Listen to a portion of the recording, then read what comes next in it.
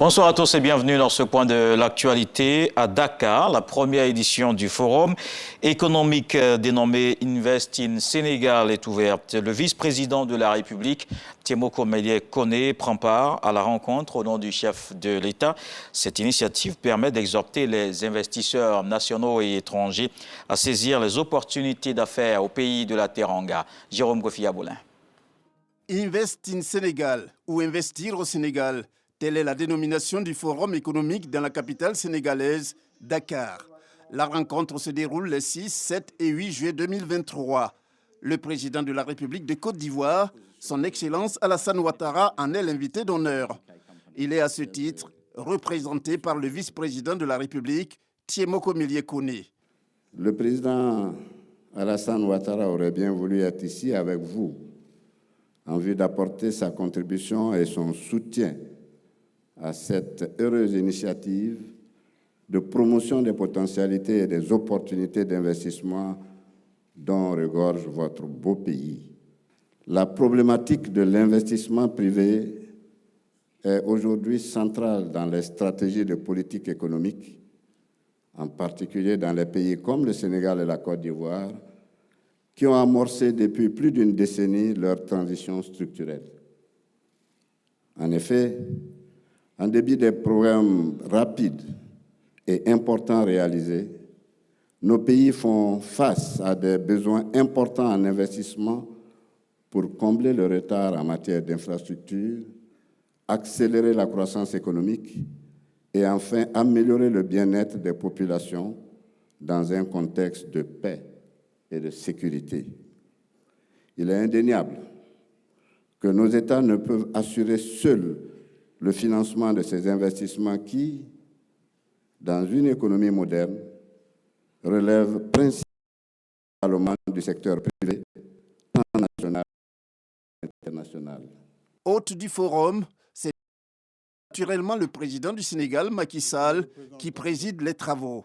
Pour le chef de l'État sénégalais, c'est au pouvoir public, dans la quête des investissements privés, de prendre toutes leurs responsabilités à œuvrer prioritairement à garantir la paix, la stabilité et l'état de droit. Toutes choses qui, selon le président Macky Sall, constituent les piliers d'un environnement attractif pour les affaires. Le forum économique Invest in Sénégal est organisé par l'Agence nationale pour la promotion des investissements et des grands travaux du Sénégal. Il en est à sa première édition au pays de la Teranga.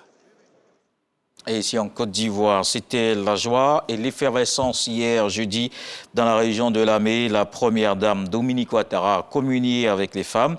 C'était au cours d'une cérémonie solennelle de la fête des mères. Celle de la région de Lamé était donc à l'honneur. Elles sont venues de toutes les localités et issues de toutes les couches de la société. La première dame leur a offert de nombreux dons en vivres et en non-vivres d'une valeur totale de 500 millions de francs CFA. Les pluies diluviennes tombées dans la nuit d'hier à aujourd'hui ont encore fait des dégâts.